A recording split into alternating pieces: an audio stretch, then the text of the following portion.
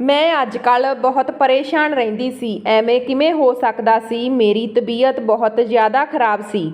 ਮੈਂ ਚੋਰੀ-ਚੋਰੀ ਡਾਕਟਰ ਕੋਲ ਆਈ ਸੀ। ਡਾਕਟਰ ਨੇ ਮੈਨੂੰ ਦੇਖਿਆ ਤਾਂ ਕਿਹਾ, ਤੁਹਾਡੇ ਨਾਲ ਕੋਈ ਸਮੱਸਿਆ ਨਹੀਂ, ਸਭ ਕੁਝ ਠੀਕ ਹੈ। ਪਰ ਜਦੋਂ ਮੈਂ ਉਹਨਾਂ ਨੂੰ ਦੱਸਿਆ ਕਿ ਮੇਰੇ ਨਾਲ ਕੀ ਹੋ ਰਿਹਾ, ਤਾਂ ਉਹ ਵੀ ਬੁਰੀ ਤਰ੍ਹਾਂ ਨਾਲ ਡਰ ਗਏ ਤੇ ਜਦੋਂ ਉਹਨਾਂ ਨੇ ਮੇਰਾ ਆਪਰੇਸ਼ਨ ਕੀਤਾ ਤਾਂ ਚੀਖ ਮਾਰਦੇ ਹੋਏ ਰੱਬ ਦੀ ਫੋਟੋ ਅੱਗੇ ਜਾ ਕੇ ਬੈਠ ਗਏ, ਕਿਉਂਕਿ ਮੇਰੇ ਪੇਟ ਵਿੱਚ। ਹੁਣ ਸੁਣੋ ਮੇਰੀ ਕਹਾਣੀ। ਸ਼ੁਰੂ ਕਰਦੇ ਹਾਂ ਪੂਰੀ ਕਹਾਣੀ। ਮੇਰਾ ਨਾਮ ਰੇਨੂ ਹੈ। ਮੈਂ ਬਹੁਤ ਜ਼ਿਆਦਾ ਸੋਹਣੀ ਕੁੜੀ ਸੀ।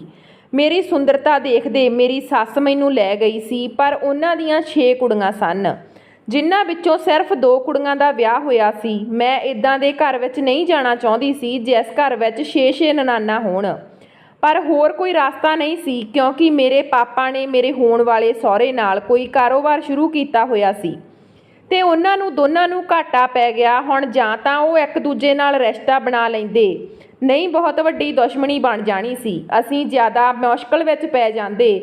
ਮੇਰੇ ਪਾਪਾ ਨੇ ਕਿਹਾ ਕਿ ਤੂੰ ਮੇਰੀ ਜਾਨ ਬਚਾਉਣੀ ਹੈ ਤਾਂ ਮੇਰੀ ਪਿਆਰੀ ਬੇਟੀ, ਤੂੰ ਉਹਨਾਂ ਦੇ ਮੁੰਡੇ ਨਾਲ ਵਿਆਹ ਕਰਵਾ ਲਾ, ਰਿਸ਼ਤੇਦਾਰੀ ਹੋ ਜਾਵੇਗੀ। ਉਹ ਸਾਡੇ ਤੋਂ ਪੈਸਿਆਂ ਦੀ ਮੰਗ ਨਹੀਂ ਕਰਨਗੇ, ਨਹੀਂ ਤਾਂ ਸਾਨੂੰ ਅਦਾਲਤਾਂ ਤੱਕ ਲੈ ਕੇ ਜਾਣਗੇ। ਮੈਂ ਕਿਹਾ ਕਿ ਇੱਦਾਂ ਦੇ ਘਰ ਵਿੱਚ ਮੇਰੀ ਕੀ ਇੱਜ਼ਤ ਹੋਵੇਗੀ?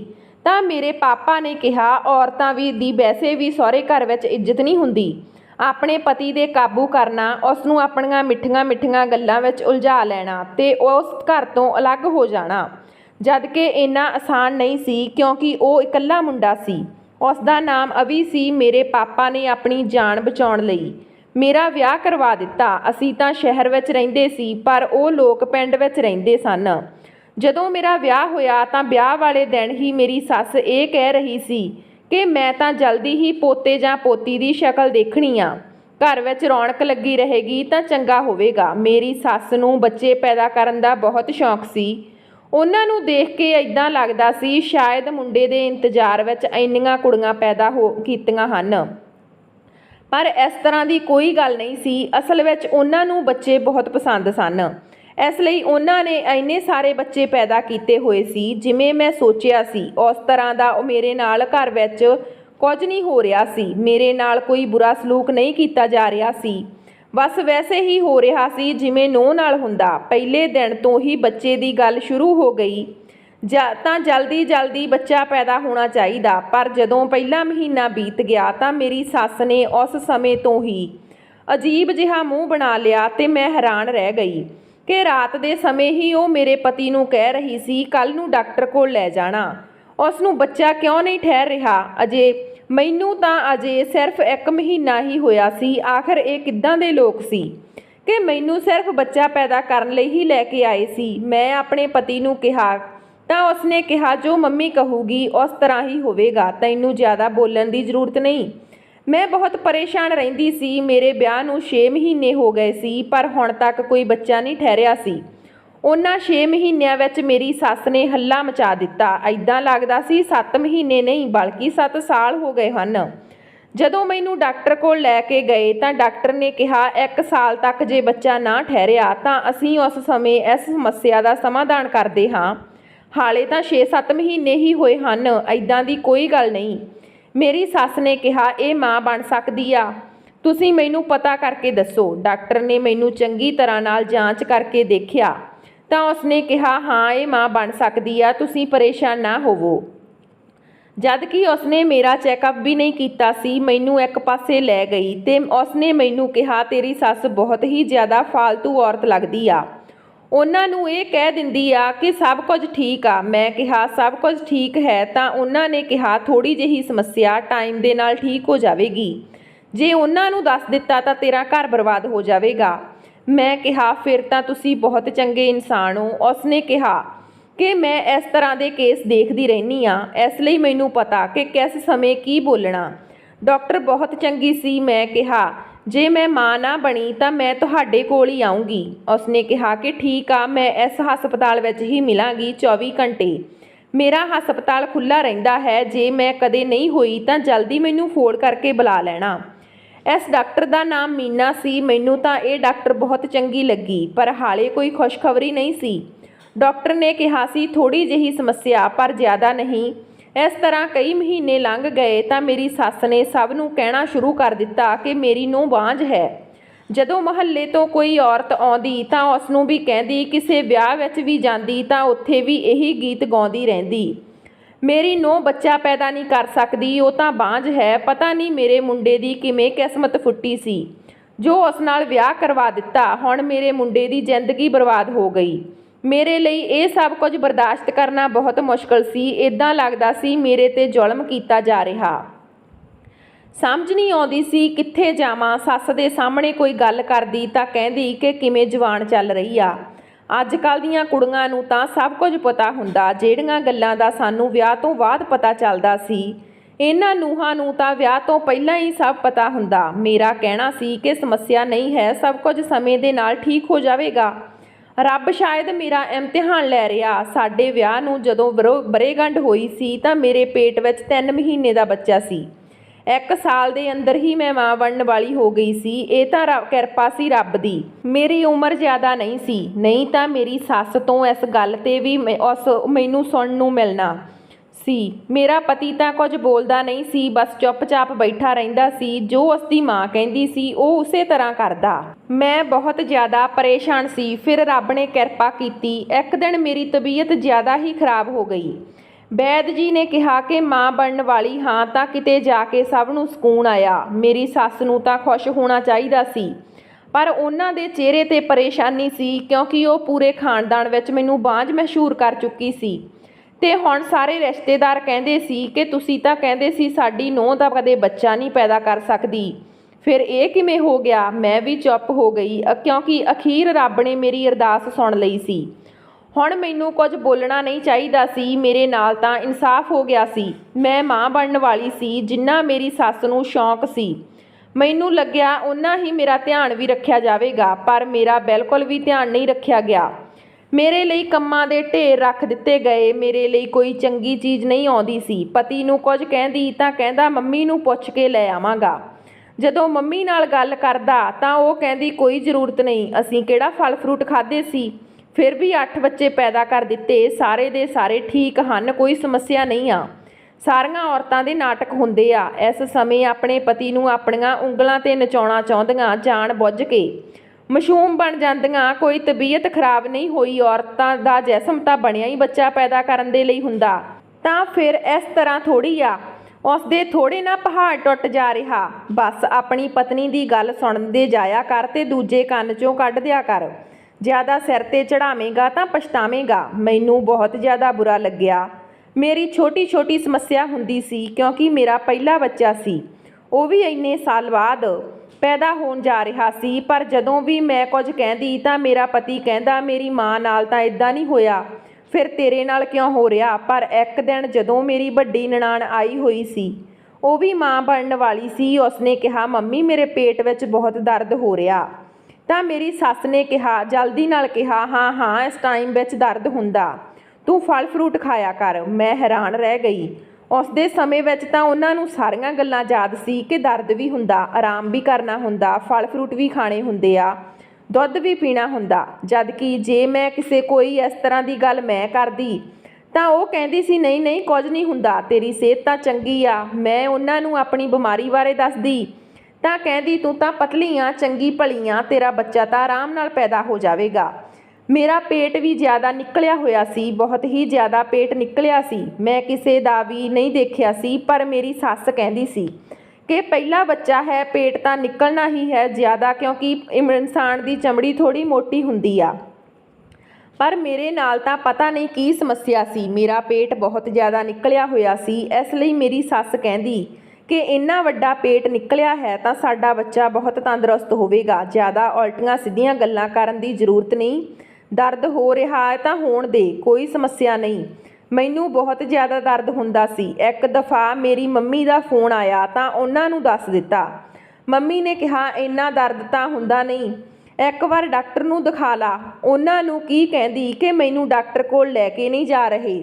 ਉਹ ਲੋਕ ਮੈਨੂੰ ਇੱਥੇ ਛੱਡ ਕੇ ਭੁੱਲ ਗਏ ਸੀ, ਕਿਉਂਕਿ ਉਹ ਉਹਨਾਂ ਦੀ ਕਰਜ਼ਦਾਰ ਸੀ, ਇਸ ਲਈ ਨਹੀਂ ਇੱਥੇ ਆਉਂਦੇ ਸੀ। ਆਉਂਦੇ ਤਾਂ ਮੇਰੇ ਸਹੁਰੇ ਪਰਿਵਾਰ ਵਾਲੇ ਕੋਈ ਗੱਲ ਕਰ ਦਿੰਦੇ ਸੀ, ਇਸ ਲਈ ਉਹਨਾਂ ਨੇ ਇੱਥੇ ਆਉਣਾ ਹੀ ਛੱਡ ਦਿੱਤਾ ਸੀ। ਸਿਰਫ ਮੈਨੂੰ ਫੋਨ ਕਰ ਲੈਂਦੇ ਸੀ। ਉਹਨਾਂ ਲੋਕਾਂ ਨੂੰ ਵੀ ਕੁਝ ਨਹੀਂ ਕਹਿੰਦੇ ਸੀ, ਸਾਡੀ ਧੀ ਦਾ ਧਿਆਨ ਰੱਖੋ, ਇਸ ਤਰ੍ਹਾਂ ਕੁਝ ਵੀ ਨਹੀਂ ਕਹਿੰਦੇ ਸੀ। ਮੇਰੀ ਜ਼ਿੰਦਗੀ ਤਾਂ ਜਿਵੇਂ ਨਰਕ ਬਣ ਗਈ ਸੀ, ਪਰ ਮੈਨੂੰ ਆਪਣੇ ਬੱਚੇ ਦੀ ਚਿੰਤਾ ਸੀ। ਮੈਂ ਤਾਂ ਜਿਵੇਂ ਤਿਵੇਂ ਜ਼ਿੰਦਗੀ ਬਿਤਾ ਰਹੀ ਸੀ, ਪਰ ਚਿੰਤਾ ਸੀ ਮੈਨੂੰ ਆਪਣੇ ਹੋਣ ਵਾਲੇ ਬੱਚੇ ਦੀ। ਉਹਨਾਂ ਨੇ ਮੇਰੇ ਬੱਚੇ ਲਈ ਕੱਪੜੇ ਵੀ ਨਹੀਂ ਬਣਵਾਏ, ਕੁਝ ਵੀ ਨਹੀਂ ਬਣਾਇਆ ਸੀ। ਕਹਿਣ ਲੱਗੇ ਸੀ ਕਿ ਅਸੀਂ ਬਹੁਤ ਲੋਕਾਂ ਨੂੰ ਬਹੁਤ ਕੁਝ ਦਿੱਤਾ, ਜਦੋਂ ਸਾਡਾ ਬੱਚਾ ਪੈਦਾ ਹੋਵੇਗਾ ਤਾਂ ਉਹ ਵੀ ਦੇ ਜਾਣਗੇ। ਪਰ ਇਹ ਨਹੀਂ ਸੋਚਿਆ ਕਿ ਜਦੋਂ ਤੱਕ ਲੋਕ ਆਉਣਗੇ ਉਦੋਂ ਤੱਕ ਮੇਰੇ ਬੱਚੇ ਨੂੰ ਕੀ ਪਹਿਨਾਵਾਂਗੇ, ਕਿ ਮੈਂ ਚਾਦਰ ਵਿੱਚ ਹੀ ਲਪੇਟ ਕੇ ਰੱਖਾਂਗੀ। ਆਪਣੇ ਪਤੀ ਨਾਲ ਗੱਲ ਕਰਦੀ ਤਾਂ ਉਸਦੇ ਕੰਨ 'ਤੇ ਤਾਂ ਜੂੰ ਵੀ ਨਹੀਂ ਸਰਕਦੀ ਸੀ। ਮੈਨੂੰ ਇੱਕ ਵਾਰ ਵੀ ਡਾਕਟਰ ਕੋਲ ਨਹੀਂ ਲੈ ਕੇ ਗਏ। ਕਹਿਣ ਲੱਗੇ ਕਿ ਜਦੋਂ ਕੋਈ ਸਮੱਸਿਆ ਨਹੀਂ ਹੈ ਤਾਂ ਡਾਕਟਰ ਕੋਲ ਜਾਣ ਦੀ ਕੀ ਜ਼ਰੂਰਤ ਆ, ਜਦ ਕਿ ਮੈਨੂੰ ਇੰਨਾ ਤਾਂ ਪਤਾ ਸੀ ਕਿ ਇੱਕ ਵਾਰ ਡਾਕਟਰ ਕੋਲ ਜਾਣਾ ਜ਼ਰੂਰੀ ਹੁੰਦਾ, ਪਤਾ ਤਾਂ ਚੱਲੇ ਕਿ ਅੰਦਰ ਸਾਰਾ ਕੁਝ ਠੀਕ ਠਾਕ ਹੈ ਵੀ ਜਾਂ ਨਹੀਂ। ਮੈਂ ਤਾਂ ਬਹੁਤ ਪਰੇਸ਼ਾਨ ਰਹਿੰਦੀ ਸੀ, ਥੋੜ੍ਹੀ ਜਿਹੀ ਦਰਦ ਵੀ ਹੁੰਦਾ ਤਾਂ ਪਰੇਸ਼ਾਨ ਹੋ ਜਾਂਦੀ। ਪਤਾ ਨਹੀਂ ਮੇਰੇ ਬੱਚੇ ਨਾਲ ਕੋਈ ਸਮੱਸਿਆ ਤਾਂ ਨਹੀਂ। ਦਿਨ ਇਸੇ ਤਰ੍ਹਾਂ ਲੰਘਦੇ ਜਾ ਰਹੇ ਸੀ। ਜਦੋਂ 9ਵਾਂ ਮਹੀਨਾ ਸ਼ੁਰੂ ਹੋਇਆ ਤਾਂ ਰੱਬ ਅੱਗੇ ਅਰਦਾਸ ਕੀਤੀ, ਬਸ ਹੁਣ ਥੋੜ੍ਹੇ ਹੀ ਦਿਨ ਰਹਿ ਗਏ, ਹੁਣ ਤਾਂ ਮੈਨੂੰ ਡਾਕਟਰ ਕੋਲ ਲੈ ਜਾਣਗੇ ਤੇ ਸਾਰਾ ਕੁਝ ਠੀਕ ਹੋ ਜਾਵੇਗਾ। ਪਰ ਮੈਨੂੰ ਹੁਣ ਵੀ ਡਾਕਟਰ ਕੋਲ ਨਾ ਲੈ ਕੇ ਗਏ। ਲੱਗਦਾ ਸੀ ਕਿ ਮੈਨੂੰ ਉਸੇ ਸਮੇਂ ਹੀ ਲੈ ਕੇ ਜਾਣਗੇ ਜਦੋਂ ਮੇਰੇ ਦਰਦ ਸ਼ੁਰੂ ਹੋਵੇਗਾ। ਜਦੋਂ ਮੁਹੱਲੇ ਤੋਂ ਕੋਈ ਔਰਤ ਆਉਂਦੀ ਤਾਂ ਮੇਰੀ ਸੱਸ ਕਹਿੰਦੀ, ਮੈਂ ਤਾਂ ਆਪਣੀ ਨੂੰਹ ਦਾ ਇੰਨਾ ਜ਼ਿਆਦਾ ਧਿਆਨ ਰੱਖਦੀ ਹਾਂ, ਮੈਂ ਤਾਂ ਉਸਨੂੰ ਡਰਾਈ ਫਰੂਟ ਹਲਦੀ ਪਾ ਕੇ ਹਰ ਰੋਜ਼ ਦੁੱਧ ਦਿੰਦੀ ਹਾਂ, ਫਰੂਟ ਤਾਂ ਵੈਸੇ ਵੀ ਘਰ ਵਿੱਚ ਖਤਮ ਨਹੀਂ ਹੁੰਦੇ। ਮੈਂ ਇਹ ਸਭ ਗੱਲਾਂ ਸੁਣ ਕੇ ਹੈਰਾਨ ਰਹਿ ਜਾਂਦੀ। ਹਾਂ, ਫਰੂਟ ਤਾਂ ਜ਼ਰੂਰ ਸਾਡੇ ਘਰ ਵਿੱਚ ਹੁੰਦੇ ਸੀ, ਪਰ ਸਿਰਫ ਉਹਨਾਂ ਦੀਆਂ ਆਪਣੀਆਂ ਕੁੜੀਆਂ ਦੇ ਲਈ। ਮੈਨੂੰ ਤਾਂ ਇੱਕ ਚੀਜ਼ ਖਾਣ ਨੂੰ ਵੀ ਨਹੀਂ ਮਿਲਦੀ ਸੀ। ਇੱਕ ਦਿਨ ਗਲਤੀ ਨਾਲ ਸੇਬ ਖਾ ਲਿਆ ਤਾਂ ਮੇਰੀ ਛੋਟੀ ਨਨਾਣ ਨੇ ਰੌਲਾ ਪਾ ਦਿੱਤਾ, ਮੈਂ ਆਪਣੇ ਲਈ ਰੱਖਿਆ ਸੀ, ਤੁਸੀਂ ਕਿਉਂ ਖਾਧਾ। ਇੱਕ ਸੇਬ ਦੇ ਪਿੱਛੇ ਹੀ ਉਸਨੇ ਮੇਰੇ 'ਤੇ ਇਸ ਤਰ੍ਹਾਂ ਗੁੱਸਾ ਕੀਤਾ। ਮੈਂ ਆਪਣੀ ਸੱਸ ਨੂੰ ਕਿਹਾ ਕਿ ਮੇਰੇ 9ਵਾਂ ਮਹੀਨੇ ਤੋਂ ਉੱਪਰ ਦਿਨ ਹੋ ਗਏ ਹਨ, ਮੈਨੂੰ ਡਾਕਟਰ ਕੋਲ ਲੈ ਜਾਓ। ਮੇਰੀ ਸੱਸ ਨੇ ਕਿਹਾ, ਤੁਸੀਂ ਅੱਜ ਕੱਲ੍ਹ ਦੀਆਂ ਕੁੜੀਆਂ ਨੂੰ ਤਾਂ ਆਪਣਾ ਦਿਨ ਵੀ ਯਾਦ ਨਹੀਂ ਰਹਿੰਦਾ, ਕੋਈ ਵੀ ਦਿਨ ਉੱਪਰ ਨਹੀਂ ਹੋਏ, ਜੇ ਦਿਨ ਉੱਪਰ ਹੋਏ ਹੁੰਦੇ ਤਾਂ ਹੁਣ ਤੱਕ ਦਰਦ ਸ਼ੁਰੂ ਹੋ ਜਾਣਾ ਸੀ। ਦਰਦ ਨਹੀਂ ਹੋ ਰਿਹਾ ਤਾਂ ਇਸ ਦਾ ਮਤਲਬ ਹਾਲੇ ਦਿਨ ਪੂਰੇ ਨਹੀਂ ਹੋਏ। ਮੈਂ ਕਿਹਾ ਕਿ ਵੈਸੇ ਮੈਨੂੰ ਬਹੁਤ ਦਰਦ ਹੋ ਰਿਹਾ ਇੱਧਰ ਉੱਧਰ ਕਮਰ ਵਿੱਚ। ਉਹਨਾਂ ਨੇ ਕਿਹਾ ਕਿ ਨਹੀਂ, ਅਜੇ ਤਾਂ ਤੇਰਾ ਸਮਾਂ ਵੀ ਨਹੀਂ ਆਇਆ, ਜਦੋਂ ਸਮਾਂ ਆਵੇਗਾ ਤਾਂ ਖੁਦ ਹੀ ਪਤਾ ਚੱਲ ਜਾਵੇਗਾ। ਦਿਨ ਉੱਪਰ ਤੋਂ ਉੱਪਰ ਹੁੰਦੇ ਜਾ ਰਹੇ ਸੀ। ਜਦੋਂ ਮੈਂ ਜ਼ਿਆਦਾ ਰੌਲਾ ਪਾ ਦਿੱਤਾ, ਮੈਨੂੰ ਡਾਕਟਰ ਕੋਲ ਲੈ ਕੇ ਜਾਓ, ਤਾਂ ਮੇਰਾ ਪਤੀ ਮੈਨੂੰ ਵੈਦ ਕੋਲ ਲੈ ਗਿਆ। ਵੈਦ ਨੇ ਕਿਹਾ ਕਿ ਅਜੇ ਡਿਲੀਵਰੀ ਵਿੱਚ ਟਾਈਮ ਹੈ। ਉਹ ਮੇਰੇ ਪਤੀ ਦਾ ਖਾਨਦਾਨੀ ਵੈਦ ਸੀ, ਉਹਨਾਂ ਦਾ ਬਹੁਤ ਹੀ ਪੁਰਾਣਾ ਜਾਣਨ ਵਾਲਾ ਸੀ। ਜਦੋਂ ਉਸਨੇ ਕਿਹਾ ਕਿ ਸਮਾਂ ਹੈ ਤਾਂ ਇਹ ਲੋਕ ਸਭ ਮੈਨੂੰ ਹੀ ਕਹਿਣ ਲੱਗੇ, ਦੇਖ ਹਾਲੇ ਸਮਾਂ ਹੈ, ਪਤਾ ਨਹੀਂ ਤੈਨੂੰ ਕਿਸ ਗੱਲ ਦੀ ਜਲਦੀ ਆ। ਪਹਿਲੀ ਮਾਂ ਦੇਖੀ ਆ ਜੋ ਚਾਹੁੰਦੀ ਆ ਕਿ ਬਸ ਮੇਰਾ ਬੱਚਾ ਜਲਦੀ ਪੈਦਾ ਕਰਕੇ ਜਾਨ ਛੁੱਟ ਜਾਵੇ। ਅਖੀਰ ਇਹ ਕਿਸ ਤਰ੍ਹਾਂ ਦੀ ਬੇਵਕੂਫ ਗੱਲ ਸੀ। ਹੁਣ ਬੱਚਾ ਪੈਦਾ ਕਰਨ ਨਾਲ ਕੀ ਮੇਰੀ ਜਾਨ ਛੁੱਟ ਜਾਂਦੀ? ਉਸ ਬੱਚੇ ਨੂੰ ਸੰਭਾਲਣਾ ਨਹੀਂ ਪੈਂਦਾ? ਉਹਨਾਂ ਲੋਕਾਂ ਨੇ ਤਾਂ ਕੁਝ ਨਹੀਂ ਕਰਨਾ ਸੀ। ਇਹ ਲੋਕ ਮੇਰੇ ਤੋਂ ਹਰ ਤਰ੍ਹਾਂ ਦੇ ਜ਼ੁਲਮ ਕਰ ਰਹੇ ਸੀ। ਮੇਰਾ ਪੇਟ ਜ਼ਿਆਦਾ ਵੱਧਦਾ ਜਾ ਰਿਹਾ ਸੀ। ਇੱਕ ਵਾਰ ਮੈਂ ਛੱਤ 'ਤੇ ਖੜੀ ਸੀ ਕਿਉਂਕਿ ਮੇਰਾ ਦਿਲ ਬਹੁਤ ਘਬਰਾ ਰਿਹਾ ਸੀ। ਸਾਹਮਣੇ ਵਾਲੀ ਗਵਾਂਢਣ ਨੇ ਮੈਨੂੰ ਦੇਖ ਲਿਆ। ਵੈਸੇ ਤਾਂ ਉਹ ਮੇਰੀ ਸੱਸ ਨੂੰ ਜਾਣਨ ਵਾਲੀ ਸੀ, ਪਰ ਉਹ ਮੈਨੂੰ ਹਮੇਸ਼ਾ ਹੀ ਤਰਸਦੀ ਨਜ਼ਰਾਂ ਨਾਲ ਦੇਖਦੀ। ਉਸਨੇ ਮੈਨੂੰ ਦੂਰ ਤੋਂ ਇਸ਼ਾਰਾ ਕੀਤਾ। ਜਦੋਂ ਮੈਂ ਉਸਦੇ ਕੋਲ ਗਈ ਤਾਂ ਉਸਨੇ ਕਿਹਾ ਕਿ ਤੂੰ ਆਪਣਾ ਇਹ ਕੀ ਹਾਲ ਬਣਾ ਰੱਖਿਆ। ਮੈਂ ਕਿਹਾ ਕਿ ਮੇਰੀ ਪ੍ਰੈਗਨੈਂਸੀ ਨੂੰ 11ਵਾਂ ਮਹੀਨਾ ਸ਼ੁਰੂ ਹੋ ਗਿਆ। ਉਸਨੇ ਕੰਨਾਂ ਨੂੰ ਹੱਥ ਲਾ ਲਿਆ। ਉਸਨੇ ਕਿਹਾ, ਕਿਵੇਂ ਦੀ ਗੱਲ ਕਰ ਰਹੀ ਆ? ਰੱਬ ਤੇਰੇ 'ਤੇ ਆਪਣੀ ਕਿਰਪਾ ਕਰੇ, ਤੂੰ ਹੁਣ ਤੱਕ ਠੀਕ ਆ। ਜਲਦੀ ਤੋਂ ਜਲਦੀ ਡਾਕਟਰ ਕੋਲ ਜਾ, ਇੰਨੀ ਦੇਰ ਕਰਨਾ ਚੰਗੀ ਗੱਲ ਨਹੀਂ ਹੁੰਦੀ। ਇਹ ਗਲਤ ਗੱਲ ਆ। ਤੇਰੇ ਘਰ ਵਾਲਿਆਂ ਨੂੰ ਤੇਰੀ ਕੋਈ ਪਰਵਾਹ ਨਹੀਂ। ਮੈਂ ਕਿਹਾ, ਤੁਸੀਂ ਤਾਂ ਜਾਣਦੇ ਹੋ ਉਹਨਾਂ ਨੂੰ। ਉਸਨੇ ਕਿਹਾ, ਇਹ ਤਾਂ ਲੋਕ ਇਦਾਂ ਦੇ ਹੀ ਹਨ, ਪਰ ਹੁਣ ਤੂੰ ਮਾਂ ਹੈ ਤਾਂ ਤੈਨੂੰ ਖੁਦ ਆਪਣੀ ਔਲਾਦ ਦੇ ਲਈ ਲੜਨਾ ਹੈ। ਕਿਸੇ ਵੀ ਤਰ੍ਹਾਂ ਡਾਕਟਰ ਕੋਲ ਜਾ, ਤੈਨੂੰ ਦਰਦ ਨਹੀਂ ਹੋ ਰਿਹਾ ਤਾਂ ਉਹ ਤੇਰਾ ਆਪਰੇਸ਼ਨ ਕਰ ਦੇਣਗੇ। ਇਹ ਨਾ ਹੋਵੇ ਕਿ ਬਹੁਤ ਦੇਰ ਹੋ ਜਾਵੇ। ਉਹ ਬਹੁਤ ਜ਼ਿਆਦਾ ਪਰੇਸ਼ਾਨ ਹੋ ਗਈ ਤੇ ਮੇਰਾ ਤਾਂ ਬੁਰਾ ਹਾਲ ਹੋ ਰਿਹਾ ਸੀ, ਪਰ ਇੱਕ ਪਲ ਵੀ ਮੈਂ ਬੈਠ ਨਹੀਂ ਸਕਦੀ ਸੀ। ਪਤੀ ਨਾਲ ਗੱਲ ਕਰਦੀ ਤਾਂ ਉਸਨੇ ਕਿਹਾ ਕਿ ਵੈਦ ਕੋਲ ਲੈ ਜਾਊਂਗਾ। ਮੈਂ ਕਿਹਾ ਕਿ ਗੱਲ ਵੈਦ ਕੋਲ ਜਾਣ ਦੀ ਨਹੀਂ, ਮੈਨੂੰ ਡਾਕਟਰ ਕੋਲ ਜਾਣਾ ਹੈ। ਮੈਨੂੰ ਹੁਣ ਦਰਦ ਸ਼ੁਰੂ ਹੋ ਗਿਆ ਸੀ, ਆਪਰੇਸ਼ਨ ਕਰਨਾ ਹੀ ਹੋਵੇਗਾ। ਉਸਨੇ ਕਿਹਾ ਕਿ ਪਾਗਲ ਤਾਂ ਨਹੀਂ, ਪਤਾ ਆਪਰੇਸ਼ਨ ਵਿੱਚ ਕਿੰਨੇ ਪੈਸੇ ਲੱਗਦੇ ਆ। ਮੈਂ ਕਿਹਾ, ਤੈਨੂੰ ਪੈਸੇ ਲੱਗਣ ਦੀ ਪਈ ਆ, ਆਖਿਰ ਤੁਹਾਡਾ ਵੀ ਤਾਂ ਬੱਚਾ, ਕਿ ਤੈਨੂੰ ਉਸ ਦੀ ਪਰਵਾਹ ਨਹੀਂ। ਮੈਨੂੰ ਸਮਝ ਆ ਗਿਆ ਸੀ ਕਿ ਉਹਨਾਂ ਲੋਕਾਂ ਨੂੰ ਕੋਈ ਪਰਵਾਹ ਨਹੀਂ ਸੀ। ਸ਼ਾਇਦ ਮੈਨੂੰ ਜਾਣ-ਬੁੱਝ ਕੇ ਨਹੀਂ ਲੈ ਕੇ ਜਾਣਾ ਚਾਹੁੰਦੇ ਸੀ। ਮੈਂ ਮਰ ਜਾਵਾਂ ਤਾਂ ਚੰਗਾ ਹੈ, ਜੇ ਹਸਪਤਾਲ ਜਾਵਾਂਗੀ ਤਾਂ ਪੈਸੇ ਖਰਚ ਹੋਣਗੇ। ਇਹ ਲੋਕ ਹੱਦ ਤੋਂ ਜ਼ਿਆਦਾ ਕੰਜੂਸ ਸੀ। ਗਵਾਂਢਣ ਨੇ ਸਹੀ ਕਿਹਾ ਸੀ। ਹੁਣ ਮੈਂ ਮਾਂ ਬਣ ਗਈ ਸੀ। ਹੁਣ ਮੈਨੂੰ ਆਪਣੀ ਔਲਾਦ ਦੇ ਲਈ ਲੜਨਾ ਸੀ। ਮੇਰੇ ਕੋਲ ਬੱਚੇ ਦੇ ਕੱਪੜੇ ਤੱਕ ਨਹੀਂ ਸੀ। ਨਾ ਹੀ ਉਹਨਾਂ ਨੇ ਮੈਨੂੰ ਪੈਸੇ ਦਿੱਤੇ ਤੇ ਨਾ ਬਾਜ਼ਾਰ ਜਾਣ ਦਿੱਤਾ। ਮੈਂ ਖੁਦ ਹੀ ਆਪਣੇ ਦੁਪੱਟੇ ਵਿੱਚੋਂ ਆਪਣੇ ਬੱਚੇ ਲਈ ਕੱਪੜੇ ਬਣਾਏ ਤੇ ਇੱਕ ਬੈਗ ਵਿੱਚ ਪਾਏ ਤੇ ਹੋਰ ਕੁਝ ਵੀ ਮੈਂ ਆਪਣੇ ਨਾਲ ਨਹੀਂ ਲੈ ਕੇ ਜਾ ਸਕੀ। ਮੈਂ ਆਪਣੇ ਬੈਗ ਵਿੱਚ ਪਾ ਕੇ ਚੋਰੀ-ਚੋਰੀ ਹਸਪਤਾਲ ਨਿਕਲ ਆਈ। ਮੈਨੂੰ ਪਤਾ ਸੀ ਕਿ ਥੋੜ੍ਹੀ ਦੇਰ ਬਾਅਦ ਉਹਨਾਂ ਨੂੰ ਪਤਾ ਚੱਲ ਜਾਵੇਗਾ ਕਿ ਮੈਂ ਘਰ ਵਿੱਚ ਨਹੀਂ ਹਾਂ, ਤਾਂ ਇਹ ਲੋਕ ਰੌਲਾ ਪਾ ਦੇਣਗੇ ਕਿ ਮੈਂ ਕਿੱਥੇ ਹਾਂ। ਜਦੋਂ ਉਹਨਾਂ ਨੂੰ ਪਤਾ ਚੱਲੇਗਾ ਕਿ ਮੈਂ ਬਿਨਾਂ ਦੱਸੇ ਚਲੀ ਗਈ ਹਾਂ, ਫੋਨ ਵੀ ਬੰਦ ਹੈ, ਤਾਂ ਕਹਿਣਗੇ ਕਿ ਘਰ ਤੋਂ ਭੱਜ ਗਈ, ਉਲਟੀਆਂ ਸਿੱਧੀਆਂ ਗੱਲਾਂ ਕਰਨਗੇ। ਤੇ ਜੇ ਇਹ ਪਤਾ ਚੱਲ ਗਿਆ ਕਿ ਹਸਪਤਾਲ ਗਈ ਹਾਂ ਤਾਂ ਉਹ ਮੈਨੂੰ ਝਿੜਕਣਗੇ। ਮੇਰਾ ਪਤੀ ਮੇਰੇ ਤੇ ਗੁੱਸਾ ਹੋਵੇਗਾ। ਪਰ ਹੁਣ ਮੈਨੂੰ ਕਿਸੇ ਦੀ ਪਰਵਾਹ ਨਹੀਂ ਸੀ ਸਿਵਾਏ ਆਪਣੇ ਬੱਚੇ ਤੋਂ। ਮੈਂ ਹਸਪਤਾਲ ਚਲੀ ਗਈ। ਸਰਕਾਰੀ ਹਸਪਤਾਲ ਸੀ। ਡਾਕਟਰ ਮੈਨੂੰ ਜਲਦੀ ਮਿਲ ਗਈ। ਮੈਂ ਉਹਨਾਂ ਨੂੰ ਦੱਸਿਆ ਕਿ ਇਹ ਸਮੱਸਿਆ ਹੈ। ਡਾਕਟਰ ਨੇ ਮੇਰਾ ਚੈੱਕਅਪ ਕੀਤਾ ਤੇ ਜਦੋਂ ਉਸਨੇ ਚੈੱਕਅਪ ਕੀਤਾ ਤਾਂ ਉਸਦੀਆਂ ਅੱਖਾਂ ਅੱਡੀਆਂ ਦੀਆਂ ਅੱਡੀਆਂ ਰਹਿ ਗਈਆਂ। ਉਸਨੇ ਮੈਨੂੰ ਇਸ ਤਰ੍ਹਾਂ ਦੇਖਿਆ ਜਿਵੇਂ ਕੋਈ ਅਜੀਬ ਗੱਲ ਹੈ, ਜਿਸ ਬਾਰੇ ਮੈਂ ਅੱਜ ਤੱਕ ਨਾ ਸੁਣਿਆ ਨਾ ਦੇਖਿਆ। ਉਸਨੇ ਚੀਖ ਕੇ ਸਭ ਨੂੰ ਬੁਲਾਉਣਾ ਸ਼ੁਰੂ ਕਰ ਦਿੱਤਾ। ਬਾਕੀ ਡਾਕਟਰ ਤੇ ਨਰਸਾਂ ਵੀ ਆ ਗਈਆਂ। ਮੈਂ ਬਹੁਤ ਪਰੇਸ਼ਾਨ ਹੋ ਗਈ ਸੀ। ਮੈਂ ਕਿਹਾ, ਡਾਕਟਰ ਕੀ ਹੋਇਆ, ਕੀ ਗੱਲ ਆ, ਦੱਸੋ ਤਾਂ ਸਹੀ। ਡਾਕਟਰ ਨੇ ਕਿਹਾ, ਹੁਣੇ ਦੱਸਦੇ ਹਾਂ ਤੁਹਾਨੂੰ। ਉਸਨੇ ਦੂਜੀ ਡਾਕਟਰ ਦੇ ਕੰਨ ਵਿੱਚ ਕੋਈ ਗੱਲ ਕਹੀ ਤਾਂ ਉਸਦੀਆਂ ਅੱਖਾਂ ਅੱਡੀਆਂ ਦੀਆਂ ਅੱਡੀਆਂ ਰਹਿ ਗਈਆਂ ਤੇ ਹੈਰਾਨ ਹੋ ਗਈਆਂ। ਉਹਨਾਂ ਨੇ ਬੜੇ ਪਿਆਰ ਨਾਲ ਮੇਰੇ ਮੋਢੇ ਤੇ ਹੱਥ ਰੱਖਿਆ ਤੇ ਕਿਹਾ, ਸਾਡੇ ਨਾਲ ਆਓ। ਤੇ ਮੈਂ ਕਿਹਾ, ਮੈਨੂੰ ਕਿੱਥੇ ਲੈ ਕੇ ਜਾ ਰਹੇ ਹੋ? ਮੇਰਾ ਬੱਚਾ ਤਾਂ ਠੀਕ ਆ, ਕੀ ਗੱਲ ਆ, ਦੱਸੋ ਤਾਂ ਸਹੀ। ਉਹਨਾਂ ਨੇ ਕਿਹਾ ਕਿ ਸਭ ਕੁਝ ਠੀਕ ਹੋ ਜਾਵੇਗਾ, ਬਸ ਤੂੰ ਘਬਰਾਉਣਾ ਨਹੀਂ। ਪਰ ਮੈਂ ਬਹੁਤ ਜ਼ਿਆਦਾ ਘਬਰਾ ਰਹੀ ਸੀ। ਉਹਨਾਂ ਨੇ ਕਿਹਾ, ਆਪਣੇ ਪਰਿਵਾਰ ਨੂੰ ਬੁਲਾ ਲਵੋ। ਮੈਂ ਕਿਹਾ ਕਿ ਉਹ ਨਹੀਂ ਆਉਣਗੇ, ਮੈਂ ਉਹਨਾਂ ਤੋਂ ਲੁਕ ਕੇ ਆਈ ਹਾਂ। ਉਹਨਾਂ ਨੇ ਕਿਹਾ, ਫਿਰ ਤੁਸੀਂ ਆਪਣੇ ਮਾਂ-ਬਾਪ ਨੂੰ ਬੁਲਾ ਲਵੋ। ਮੈਂ ਆਪਣੀ ਮੰਮੀ ਨੂੰ ਫੋਨ ਕਰ ਦਿੱਤਾ। ਬਿਨਾਂ ਕਿਸੇ ਨੂੰ ਦੱਸੇ ਉਹ ਹਸਪਤਾਲ ਆ ਗਈ। ਮੈਨੂੰ ਡਾਕਟਰ ਨੇ ਸਿਰਫ ਇੰਨਾ ਹੀ ਦੱਸਿਆ ਕਿ ਹੁਣ ਆਪਰੇਸ਼ਨ ਕਰਨਾ ਪਵੇਗਾ। ਇੰਨਾ ਤਾਂ ਮੈਨੂੰ ਪਹਿਲਾਂ ਹੀ ਪਤਾ ਸੀ ਕਿਉਂਕਿ ਸਮਾਂ ਬੀਤ ਚੁੱਕਿਆ ਸੀ। ਮੈਂ ਬਾਰ-ਬਾਰ ਪੁੱਛ ਰਹੀ ਸੀ ਕਿ ਸਭ ਕੁਝ ਠੀਕ ਹੈ ਜਾਂ ਨਹੀਂ। ਉਹਨਾਂ ਨੇ ਕਿਹਾ ਕਿ ਬਸ ਆਪਰੇਸ਼ਨ ਕਰਾਂਗੇ। ਆਪਰੇਸ਼ਨ ਹੋਇਆ ਤਾਂ ਆਪਰੇਸ਼ਨ ਵਿੱਚ ਜ਼ਿਆਦਾ ਟਾਈਮ ਲੱਗ ਗਿਆ। ਮੇਰੀ ਕਜ਼ਨ ਦਾ ਆਪਰੇਸ਼ਨ ਹੋਇਆ ਸੀ। ਉਹਨਾਂ ਨੇ ਦੱਸਿਆ ਕਿ ਅੱਧੇ ਘੰਟੇ ਤੋਂ ਜ਼ਿਆਦਾ ਸਮਾਂ ਨਹੀਂ ਲੱਗਦਾ, ਪਰ ਮੇਰੇ ਆਪਰੇਸ਼ਨ ਵਿੱਚ 3 ਘੰਟੇ ਲੱਗ ਚੁੱਕੇ ਸਨ। ਸਾਰੇ ਡਾਕਟਰ ਅਜੀਬ ਜਿਹੀ ਹਾਲਤ ਵਿੱਚ ਸਨ।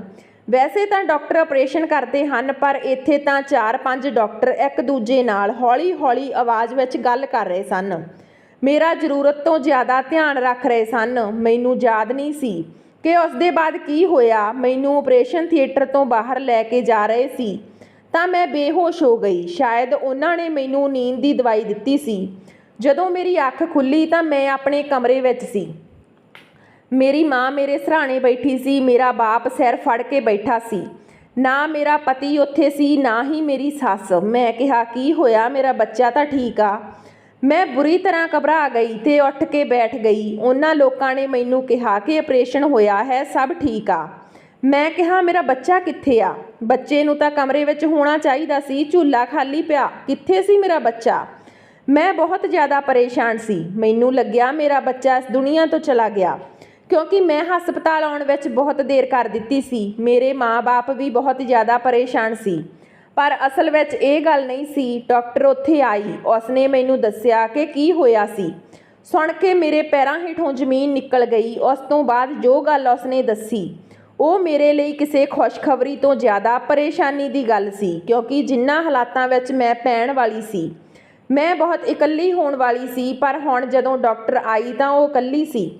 ਉਸਨੇ ਦੇ ਨਾਲ ਹਸਪਤਾਲ ਦਾ ਕਰਤਾ ਧਰਤਾ ਵੀ ਆਇਆ ਸੀ, ਜੋ ਦੇਖਣ ਵਿੱਚ ਬਹੁਤ ਜ਼ਿਆਦਾ ਸ਼ਰੀਫ ਤੇ ਚੰਗਾ ਇਨਸਾਨ ਲੱਗ ਰਿਹਾ ਸੀ। ਮੇਰੇ ਬਾਪ ਦੀ ਉਮਰ ਦਾ ਸੀ। ਉਸਦੇ ਸਫੈਦ ਕੱਪੜੇ ਪਹਿਨੇ ਹੋਏ ਸੀ। ਉਸਦੀ ਦਾੜੀ ਵੀ ਸਫੈਦ ਸੀ। ਡਾਕਟਰ ਮਨਪ੍ਰੀਤ ਨੇ ਮੇਰਾ ਚੈੱਕਅਪ ਕੀਤਾ ਤੇ ਪੁੱਛਣ ਲੱਗੀ, ਤੂੰ ਠੀਕ ਆ? ਦਰਦ ਤਾਂ ਨਹੀਂ ਹੋ ਰਿਹਾ? ਮੈਂ ਕਿਹਾ, ਮੇਰਾ ਬੱਚਾ ਕਿੱਥੇ ਆ? ਮੇਰਾ ਬੱਚਾ ਕਿੱਥੇ ਆ? ਮੈਂ ਬਾਰ-ਬਾਰ ਇੱਕ ਹੀ ਸਵਾਲ ਕਰ ਰਹੀ ਸੀ। ਉਹ ਲੋਕ ਮੇਰੇ ਸਵਾਲ ਦਾ ਜਵਾਬ ਹੀ ਨਹੀਂ ਦੇ ਰਹੇ ਸੀ। ਉਹਨਾਂ ਨੇ ਮੇਰੀ ਤਾਰੀਫ ਕੀਤੀ। ਉਹਨਾਂ ਨੇ ਕਿਹਾ, ਇਹ ਸਾਡੇ ਹਸਪਤਾਲ ਦਾ ਮਾਲਕ ਆ ਤੇ ਇਹਨਾਂ ਦੀ ਵਜ੍ਹਾ ਨਾਲ ਹਸਪਤਾਲ ਚੱਲਦਾ। ਹਸਪਤਾਲ ਵਿੱਚ ਕੁਝ ਚੀਜ਼ਾਂ ਬਹੁਤੀਆਂ ਮਹਿੰਗੀਆਂ ਹੁੰਦੀਆਂ ਪਰ ਗਰੀਬਾਂ ਲਈ ਮੁਫਤ ਹਨ। ਅਸੀਂ ਉਹਨਾਂ ਨੂੰ ਦਾਨ ਕਰ ਦਿੰਦੇ ਹਾਂ ਕਿਉਂਕਿ ਹਸਪਤਾਲ ਦਾ ਮਾਲਕ ਬਹੁਤ ਚੰਗਾ ਇਨਸਾਨ ਆ। ਮੇਰਾ ਦਿਲ ਪੂਰੀ ਤਰ੍ਹਾਂ ਨਾਲ ਘਬਰਾ ਰਿਹਾ ਸੀ। ਮੇਰਾ ਦਿਲ ਕਰ ਰਿਹਾ ਸੀ ਕਿ ਮੈਂ ਚੀਖ ਕੇ ਪੁੱਛਾਂ ਕਿ ਮੇਰਾ ਬੱਚਾ ਕਿੱਥੇ ਆ। ਉਹਨਾਂ ਨੇ ਕਿਹਾ ਕਿ ਤੁਹਾਡੀ ਵਜ੍ਹਾ ਨਾਲ ਸਾਡੇ ਹਸਪਤਾਲ ਵਿੱਚ ਇੱਕ ਅਨੋਖੀ ਘਟਨਾ ਹੋਈ ਹੈ ਜੋ ਅੱਜ ਤੋਂ ਬਾਅਦ ਪਹਿਲਾਂ ਕਦੇ ਨਹੀਂ ਹੋਇਆ। ਸਾਡਾ ਹਸਪਤਾਲ ਬਹੁਤ ਮਸ਼ਹੂਰ ਹੋ ਜਾਵੇਗਾ। ਥੋੜ੍ਹੀ ਦੇਰ ਬਾਅਦ ਹੀ ਅਸੀਂ ਮੀਡੀਆ ਵਾਲਿਆਂ ਨੂੰ ਬੁਲਾਵਾਂਗੇ। ਸ਼ਾਇਦ ਤੁਹਾਡਾ ਵੀ ਇੰਟਰਵਿਊ ਲੈਣਗੇ ਜੇ ਤੁਹਾਡੀ ਇਜਾਜ਼ਤ ਹੋਵੇਗੀ ਤਾਂ। ਮੇਰਾ ਪਤੀ ਵੀ ਉੱਥੇ ਆ ਗਿਆ ਤੇ ਨਾਲ ਹੀ ਮੇਰੀ ਸੱਸ ਵੀ ਆਈ ਸੀ। ਉਹਨਾਂ ਨੇ ਕਿਹਾ, ਅੱਛਾ ਤੂੰ ਇੱਥੇ ਬੈਠੀ ਆ, ਅਸੀਂ ਤੈਨੂੰ ਕਦੋਂ ਤੋਂ ਲੱਭ ਰਹੇ ਹਾਂ। ਮੇਰੇ ਮਾਂ-ਬਾਪ ਨੂੰ ਉਹਨਾਂ ਨੇ ਤਾਨੇ ਮਾਰਨੇ ਸ਼ੁਰੂ ਕਰ ਦਿੱਤੇ ਕਿ ਤੁਹਾਡੀ ਕੁੜੀ ਨੂੰ ਅਸੀਂ ਤਲਾਕ ਦੇਵਾਂਗੇ। ਜੋ ਔਰਤ ਘਰ ਤੋਂ ਭੱਜ ਜਾਵੇ ਅਸੀਂ ਉਸ ਨੂੰ ਵਾਪਸ ਨਹੀਂ ਰੱਖਦੇ। ਪੂਰੀ ਰਾਤ ਬੀਤ ਚੁੱਕੀ ਸੀ, ਪਤਾ ਨਹੀਂ ਰਾਤ ਉਸਨੇ ਕਿੱਥੇ ਬਿਤਾਈ। ਮੇਰੇ ਪਤੀ ਮੂੰਹ ਦੇ ਵਿੱਚ ਜੋ ਗੱਲ ਆ ਰਹੀ ਸੀ ਬੋਲੀ ਜਾ ਰਹੇ ਸੀ। ਮੇਰੇ ਬਾਪ ਨੇ ਕਿਹਾ ਕਿ ਦੇਖ ਨਹੀਂ ਰਿਹਾ ਹਸਪਤਾਲ ਵਿੱਚ ਰਾਤ ਬਿਤਾਈ ਆ ਇਸਨੇ, ਕਿਸ ਤਰ੍ਹਾਂ ਦਾ ਆਦਮੀ ਆ। ਮੇਰੇ ਪਤੀ ਨੇ ਕਿਹਾ ਕਿ ਮੈਂ ਤੁਹਾਡੀ ਕੁੜੀ ਦੇ ਨਾਲ ਨਹੀਂ ਰਹਿ ਸਕਦਾ, ਉਸ ਨੂੰ ਮੈਂ ਤਲਾਕ ਦੇ ਦੇਵਾਂਗਾ। ਮੈਂ ਹੈਰਾਨ ਰਹਿ ਗਈ। ਪੂਰੀ ਰਾਤ ਇੱਥੇ ਮੈਂ ਮੌਤ ਨਾਲ ਲੜ ਰਹੀ ਸੀ। ਡਾਕਟਰ ਨੇ ਕਿਹਾ ਕਿ ਜੋ ਤੁਸੀਂ ਇਸ ਕੁੜੀ ਦੇ ਨਾਲ ਕੀਤਾ ਹੈ ਨਾ, ਤੁਹਾਨੂੰ ਛੱਡ ਦੇਣਾ ਚਾਹੀਦਾ ਕਿਉਂਕਿ ਤੁਸੀਂ ਇਸ ਦੇ ਨਾਲ ਕਾਬਿਲ ਨਹੀਂ। ਤੁਸੀਂ 12 ਜਾਨਾਂ ਨੂੰ ਖਤਰੇ ਵਿੱਚ ਪਾਇਆ ਹੈ। ਇਹ ਗੱਲ ਸੁਣ ਡਾਕਟਰ ਦੇ ਮੂੰਹੋਂ ਨਿਕਲੀ ਤੇ ਮੈਂ ਹੈਰਾਨ ਰਹਿ ਗਈ। ਡਾਕਟਰ ਨੇ ਕਿਹਾ ਕਿ ਹਾਂ, ਤੁਹਾਡੇ ਇਕੱਠੇ 12 ਬੱਚੇ ਪੈਦਾ ਹੋਏ ਹਨ ਜਿਸ ਵਿੱਚ 6 ਮੁੰਡੇ ਤੇ 6 ਕੁੜੀਆਂ ਹਨ। ਮੈਨੂੰ ਸਮਝ ਨਹੀਂ ਆਇਆ ਕਿ ਇਹ ਸੱਚ ਹੋ ਸਕਦਾ ਜਾਂ ਨਹੀਂ। ਮੈਂ ਹੈਰਾਨ ਸੀ। ਬਾਕੀ ਲੋਕ ਵੀ, ਮੇਰਾ ਪਤੀ ਵੀ, ਸਾਰਿਆਂ ਦੀ ਸ਼ਕਲ ਅਜੀਬ ਜਿਹੀ ਹੋ ਗਈ। ਮੇਰੀ ਸੱਸ ਦੀ ਵੀ। ਉਹਨਾਂ ਨੇ 2 ਮਿੰਟ ਇੱਕ ਦੂਜੇ ਨੂੰ ਦੇਖਿਆ ਤੇ ਫਿਰ ਕਿਹਾ, ਇਸ ਔਰਤ ਨੇ ਇਕੱਠੇ 12 ਬੱਚੇ ਪੈਦਾ ਕਰ ਦਿੱਤੇ। ਹੇ ਰੱਬਾ, ਇਹ ਔਰਤ ਹੈ ਜਾਂ ਕੋਈ ਭੂਤ? ਕਿਵੇਂ ਇਹਨਾਂ ਬੱਚਿਆਂ ਦੀ ਪਰਵਰਿਸ਼ ਕਰਾਂਗੇ? ਸਾਡੇ ਕੋਲ ਤਾਂ ਪੈਸੇ ਵੀ ਨਹੀਂ ਹਨ।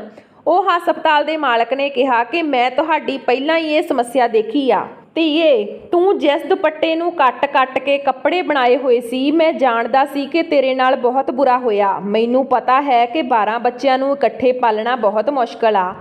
ਇਸ ਲਈ ਮੈਂ ਐਲਾਨ ਕਰਦਾ ਕਿ ਇਹਨਾਂ ਸਾਰੇ ਬੱਚਿਆਂ ਦਾ ਖਰਚਾ ਮੈਂ ਉਠਾਵਾਂਗਾ। ਜਦੋਂ ਤੱਕ ਇਹ ਬੱਚੇ ਖੁਦ ਆਪਣੇ ਪੈਰਾਂ 'ਤੇ ਖੜ੍ਹੇ ਹੋ ਕੇ ਨੌਕਰੀ ਕਰਨ ਦੇ ਕਾਬਲ ਨਹੀਂ ਹੋ ਜਾਂਦੇ, ਉਹਨਾਂ ਦੀ ਸਿਹਤ, ਪੜ੍ਹਾਈ ਲਿਖਾਈ, ਖਾਣ ਪੀਣ, ਦੁੱਧ ਸਭ ਆਦਿ ਦਾ ਖਰਚਾ ਮੇਰੀ ਜ਼ਿੰਮੇਵਾਰੀ ਹੋਵੇਗੀ। ਜਦੋਂ ਉਸ ਆਦਮੀ ਨੇ ਇਹ ਕਿਹਾ ਤਾਂ ਮੇਰਾ ਪਤੀ ਤੇ ਸੱਸ ਜਲਦੀ ਹੀ ਇੱਕ ਦੂਜੇ ਨੂੰ ਦੇਖ ਕੇ ਅੱਖਾਂ ਹੀ ਅੱਖਾਂ ਵਿੱਚ ਗੱਲ ਕਰਨ ਲੱਗੇ। ਮੇਰੇ ਪਤੀ ਨੇ ਕਿਹਾ ਕਿ ਮੈਨੂੰ ਮਾਫ਼ ਕਰ ਦਿਓ। ਮੈਂ ਪਰੇਸ਼ਾਨ ਹੋ ਗਿਆ ਸੀ। ਦੇਖ, ਗੱਲ ਵੀ ਇੱਦਾਂ ਦੀ ਆ। ਚੱਲ ਘਰ ਚੱਲਦੇ ਆਂ। ਰੱਬ ਨੇ ਸਾਨੂੰ ਕਿੰਨੇ ਸਾਰੇ ਬੱਚੇ ਦੇ ਦਿੱਤੇ ਹਨ। ਮੇਰੇ ਪਤੀ ਨੇ ਇਹ ਗੱਲ ਕਹੀ ਤਾਂ ਮੈਂ ਉਸ ਦਾ ਹੱਥ ਪਿੱਛੇ ਹਟਾ ਦਿੱਤਾ। ਮੈਂ ਕਿਹਾ ਕਿ ਕੋਈ ਜ਼ਰੂਰਤ ਨਹੀਂ ਮੇਰੇ ਕੋਲ ਆਉਣ ਦੀ। ਹੁਣ ਤਾਂ ਤੂੰ ਮੈਨੂੰ ਤਲਾਕ ਦੇਣ ਲੱਗਿਆ ਸੀ ਕਿਉਂਕਿ ਤੈਨੂੰ ਲੱਗਦਾ ਸੀ ਕਿ ਮੈਂ ਇਹ ਰਾਤ ਕਿੱਥੇ ਬਿਤਾਈ ਆ ਤੇ ਉਹਨਾਂ ਬੱਚਿਆਂ ਦਾ ਖਰਚਾ ਵੀ ਨਹੀਂ ਉਠਾਉਣਾ ਚਾਹੁੰਦਾ ਸੀ। ਜਦੋਂ ਹੁਣ ਤੈਨੂੰ ਪਤਾ ਲੱਗਿਆ ਕਿ ਖਰਚਾ ਕੋਈ ਹੋਰ ਉਠਾਉਣ ਵਾਲਾ, ਤਾਂ ਤੈਨੂੰ ਕੋਈ ਸਮੱਸਿਆ ਨਹੀਂ। ਮੈਂ ਆਪਣੇ ਮਾਂ-ਬਾਪ ਨੂੰ ਕਿਹਾ ਕਿ ਮੈਂ ਇਸ ਆਦਮੀ ਦੇ ਨਾਲ ਬਿਲਕੁਲ ਨਹੀਂ ਰਹਿਣਾ। ਮੈਂ ਆਪਣੇ ਘਰ ਚਲੀ ਗਈ। ਮੇਰੇ ਪਤੀ ਨੂੰ ਆਪਣੀ ਗਲਤੀ ਦਾ ਅਹਿਸਾਸ ਹੋ ਗਿਆ। ਉਹ ਰੋਜ਼-ਰੋਜ਼ ਮੇਰੇ ਘਰੇ ਆਉਂਦਾ ਸੀ। ਮੇਰੇ ਮਾਂ-ਬਾਪ ਨੇ ਉਸ ਨਾਲ ਇੱਕ ਹੀ ਸ਼ਰਤ ਰੱਖੀ ਸੀ ਕਿ ਜੇ ਤੈਨੂੰ ਆਪਣੀ ਪਤਨੀ ਤੇ ਬੱਚਿਆਂ ਦੇ ਨਾਲ ਲੈ ਕੇ ਜਾਣਾ ਤਾਂ ਤੈਨੂੰ ਅਲੱਗ ਘਰ ਵਿੱਚ ਰਹਿਣਾ ਹੋਵੇਗਾ। ਮੇਰੇ ਪਤੀ ਨੇ ਕਿਹਾ ਕਿ ਮੈਂ ਇਦਾਂ ਨਹੀਂ ਕਰ ਸਕਦਾ। ਮੇਰੇ ਮਾਂ-ਬਾਪ ਨੇ ਕਿਹਾ ਕਿ ਸਾਡੀ ਧੀ ਨੂੰ ਛੱਡ ਦੇ, ਤੇਰੇ ਲਈ ਆਸਾਨੀ ਹੋਵੇਗੀ ਤੇ ਤੂੰ ਆਪਣੇ ਮਾਂ-ਬਾਪ ਨਾਲ ਰਹਿ ਜਿਸ ਨੇ ਤੇਰੀ ਪਤਨੀ ਤੇ ਬੱਚਿਆਂ ਨੂੰ ਜਾਣ-ਬੁੱਝ ਕੇ ਖਤਰੇ 'ਚ ਪਾਇਆ ਸੀ। ਤੇਰੇ ਕੰਨ ਭਰੇ ਸੀ। ਜੇ ਸਮੇਂ 'ਤੇ ਸਾਡੀ ਕੁੜੀ ਹਸਪਤਾਲ ਨਾ ਪਹੁੰਚਦੀ ਤਾਂ ਇਹ ਸਾਰੇ ਬੱਚੇ ਵੀ ਮਰ ਜਾਂਦੇ ਤੇ ਸਾਡੀ ਕੁੜੀ ਵੀ ਮਰ ਜਾਂਦੀ। ਮੇਰੇ ਪਤੀ ਨੂੰ ਅਹਿਸਾਸ ਹੋ ਗਿਆ ਕਿ ਮੈਂ ਉਸ ਦਾ ਪਰਿਵਾਰ ਹਾਂ ਤੇ ਇਹ ਬੱਚੇ ਉਸਦੇ ਹਨ। ਉਸਨੇ ਆਪਣੀ ਮਾਂ ਤੋਂ ਮਾਫ਼ੀ ਮੰਗੀ ਤੇ ਕਿਹਾ, ਮੈਂ ਆਪਣੀ ਪਤਨੀ ਦੇ ਨਾਲ ਰਹਾਂਗਾ। ਮੇਰੇ ਬੱਚਿਆਂ ਦਾ ਖਰਚਾ ਹਸਪਤਾਲ ਦਾ ਮਾਲਕ ਉਠਾ ਰਿਹਾ ਸੀ ਕਿਉਂਕਿ ਸਾਡੇ ਲਈ ਇਹ ਮੁਮਕਿਨ ਨਹੀਂ ਸੀ। ਪਰ ਉਸਨੇ ਮੇਰੇ ਪਤੀ ਦੀ ਚੰਗੀ ਨੌਕਰੀ ਵੀ ਲਗਵਾ ਦਿੱਤੀ ਜਿਸ ਨਾਲ ਬਾਕੀ ਖਰਚੇ ਵੀ ਬਹੁਤ ਚੰਗੀ ਤਰ੍ਹਾਂ ਪੂਰੇ ਹੋ ਰਹੇ ਸੀ। ਮੇਰੇ ਪਤੀ ਦਾ ਜੋ ਫਰਜ਼ ਸੀ ਆਪਣੇ ਘਰ ਵਾਲਿਆਂ ਲਈ ਭੇਜ ਦਿਆ ਕਰਦਾ ਸੀ, ਆਪਣੀਆਂ ਭੈਣਾਂ ਲਈ, ਆਪਣੀ ਮਾਂ ਲਈ, ਪਰ ਉਹ ਰਹਿੰਦਾ ਮੇਰੇ ਨਾਲ ਹੀ ਸੀ। ਹੁਣ ਉਸ ਨੂੰ ਆਪਣੀ ਗਲਤੀ ਦਾ ਅਹਿਸਾਸ ਹੋ ਗਿਆ ਸੀ।